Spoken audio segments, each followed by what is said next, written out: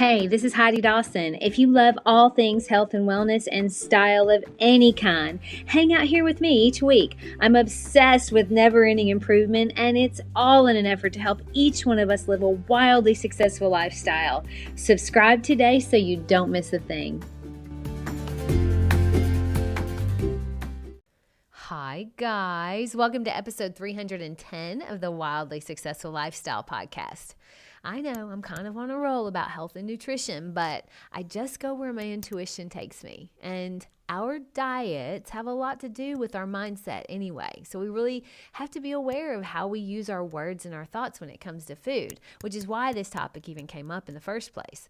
I used to think I was hungry all the time. And to be fair, I probably was because my body was telling me to eat. Because like I talked about in episode 309, I had created this monster. I didn't know whether I was actually hungry or if my body just wanted more sugar and fat. But that's what happens on a high processed food diet.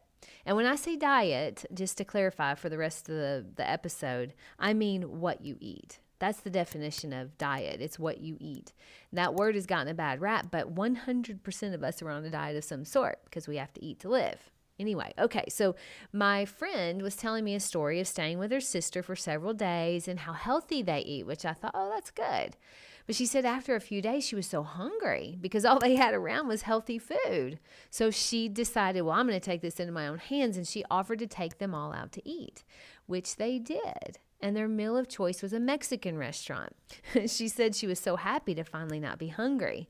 I laughed and I thought to myself, you weren't hungry, you were simply craving. Now, I did not say that out loud. You can be proud of me because I'm not judging her because I used to be her. I've been there. I've eaten super healthy in front of someone only to stop at a convenience store to grab a snack because I was still hungry or just to come home and eat again. I've done that. I've been there. The moral of me telling that story is that my friend had plenty of food to eat. So she wasn't hungry. She just didn't have the kind of food she wanted. She wasn't hungry. She was craving, which is not a problem in itself. It's just helpful to call a spade a spade. Call it what it is you're craving. You're not hungry. Knowing the difference is helpful. And our body's pretty manipulative when it's in a craving mode, which if your diet consists of mainly processed foods, that's a lot of the time because those foods are addictive by design. The food companies want you to keep eating their things. So how better than to make it addictive? So when this is happening, your body will scream for sugar and bad fats and salt in whatever form that looks like for you.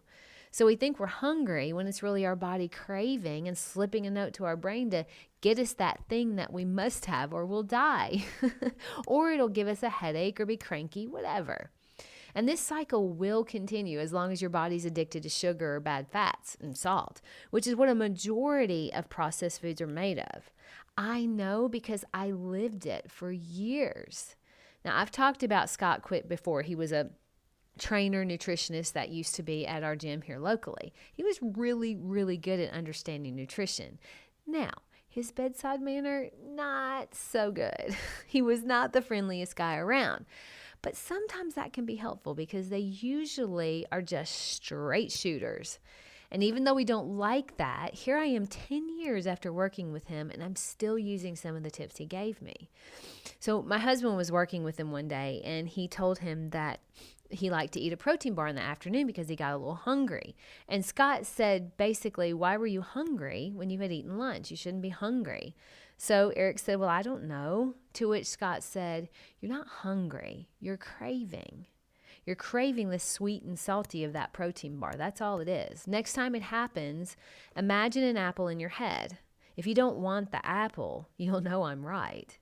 I still use that technique to this day. So if you think you're hungry, imagine getting an apple and eating it. And if you don't want that apple, you're simply craving something sweet or salty. Now, something I also realized recently, well, I've known it, but I didn't realize how not good it was until I educated myself. It's that I have a tendency to graze throughout the day. So I guess I have programmed myself into being terrified of letting myself get hungry. So I grab a handful of nuts or an apple with almond butter throughout the day. But here's the thing I realized. It really is just a habit. And partly because of the layout of my house. I have to go through the kitchen for most things I do.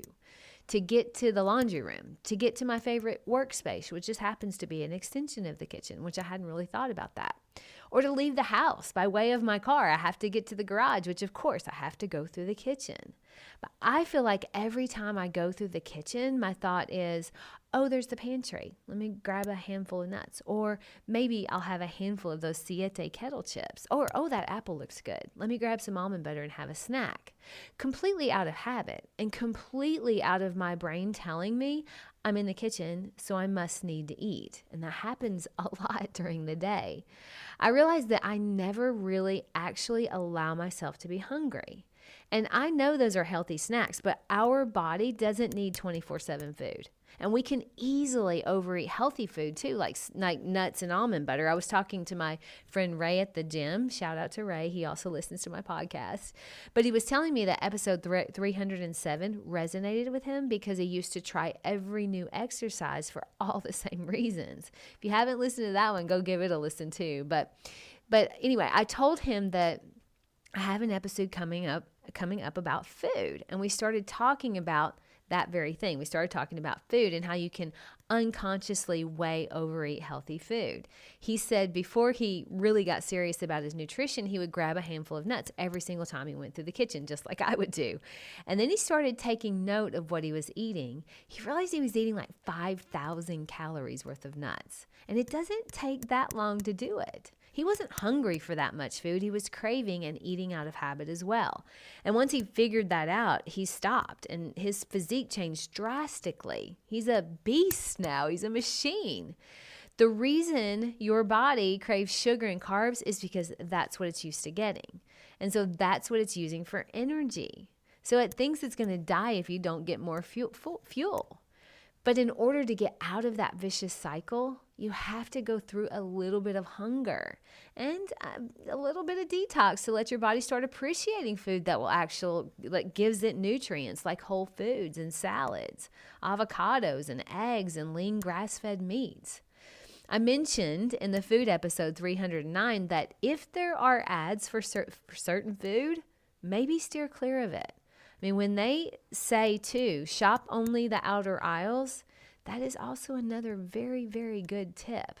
That's where your nutrition is going to come from. That's where 80% of your food should come from. The other 20% can be down those center aisles. That's where I get things like the Siete chips, which are not health food, but they are an okay treat for me. And that's also where I get like our sparkling water and our tea down those center aisles. But if you can help it, limit what you eat to those outer aisles. Our body will convince our brain we're starving because oftentimes we are, even after eating, because we're simply not getting the nutrition that our body needs. I mean, it's a good thing to know because as long as you continue to feed it non-nutritional food, it's going to continue to tell you in some sort of way that it's starving. What is it going to take for us to listen?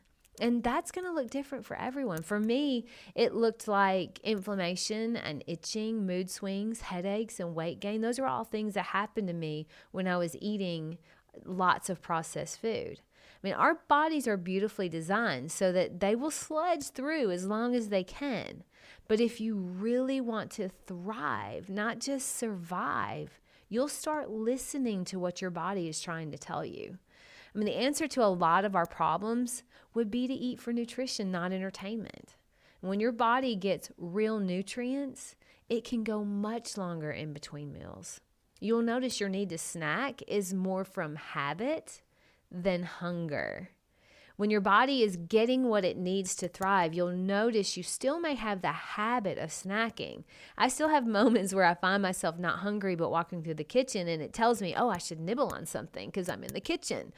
You don't have to grab a bite of something every time you go through the kitchen. This is a good note to yourself because I've heard a lot of people that say they do that too.